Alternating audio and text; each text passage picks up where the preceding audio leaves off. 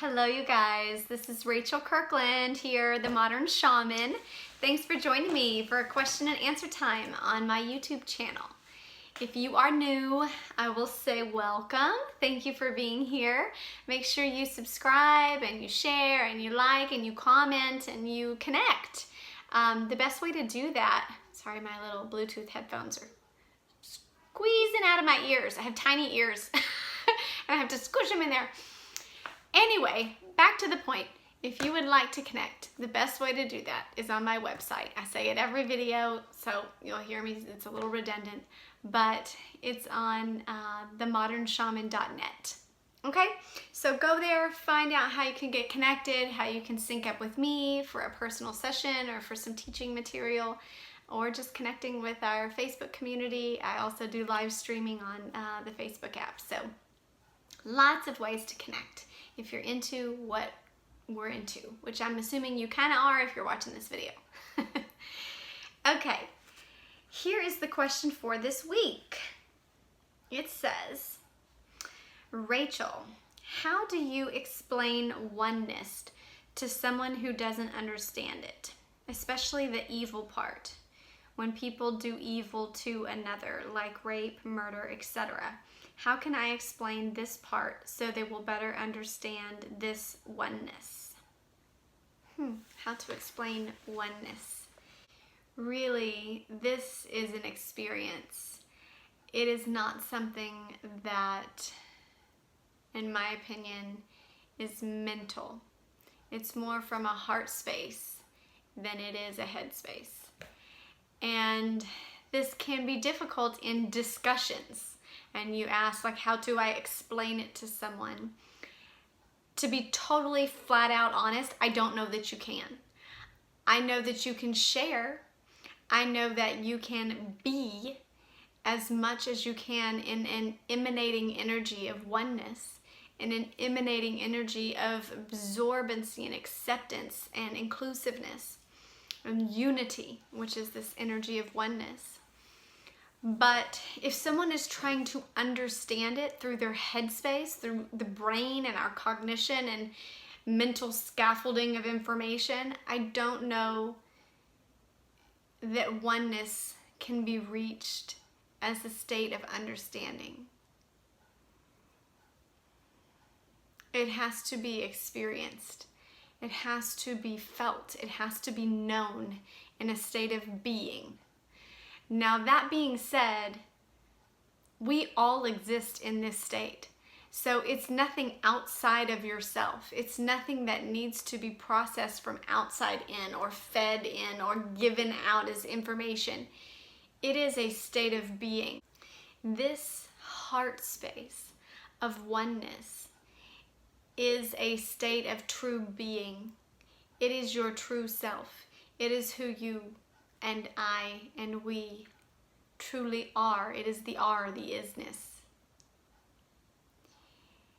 So it's not that you can coach someone to understanding it.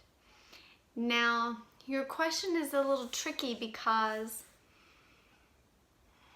this understanding the evil part of oneness sounds more like you're trying to explain how negative can exist within positive, how a state of non-duality has a shared experience of positive and negative.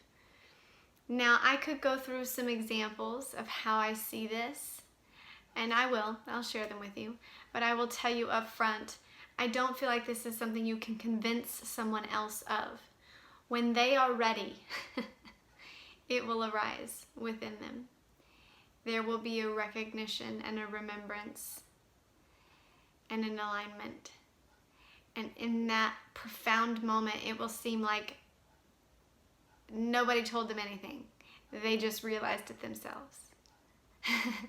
That's how true knowledge is. That's how true isness and being is. It's a state of our consciousness. It's not a mental understanding. It's not processed with the mind. So when they get there, your friend or whoever you're trying to explain this to, they will feel like they got there on their own. And there is a relief from you I'm giving you right now, a relief of that responsibility. You can only be in a state of unity and at peace with these things yourself. That energy creates a vibrational resonance that will start to mimic in the person that you're next to. That happens on an energetic subatomic particle level. Particle to particle, atom to atom, quark to quark, no matter how you break it down. There is a mimicked energy and attraction that will benefit them towards oneness just from your state of being in it. And that's real. That's science. That's physics. But I will say, if someone is just wanting an intellectual discussion, they're wanting to hold it in the mind, play around with it in the mind, discuss it and saute it in the mind, which is what a lot of our spiritual discussion is. It's an enjoyable interaction of energy that's feeding in the mind. And that's okay. That's okay too. And again, there's no need to convince or have an outcome. When I look at the body, and this is the way I explain dark energy to people in my psychic development classes, or the way I explain attachments or extractions, or when people have entities bothering them or things like this that they don't like. I use the analogy of our internal body, our cellular structure, and how our white blood cells are fighting disease that come in the body.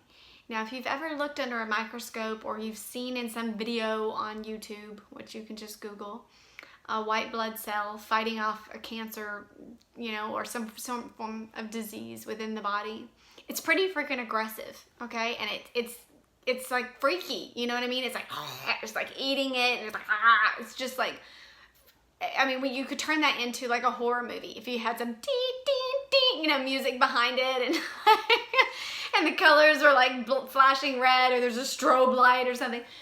It could feel very, very fearful and negative and dark and evil, okay? Having this ongoing, this disease and malfunction in the body, and then these white blood cells trying to come in and kill it off, and then and it's like this freaky little blob looking thing that's like, I'm gonna eat you, you know what I mean?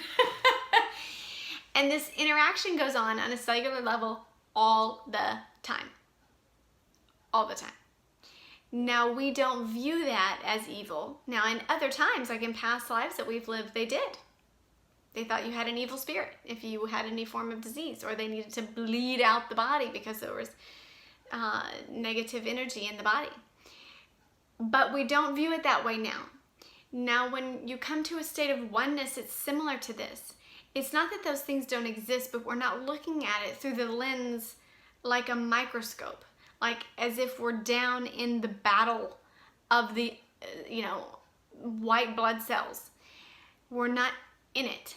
Instead, there is a spaciousness to the awareness, to the state of our being, that is inclusive and understanding of the dynamic interaction of those things that feed off of each other, whether it be fear or love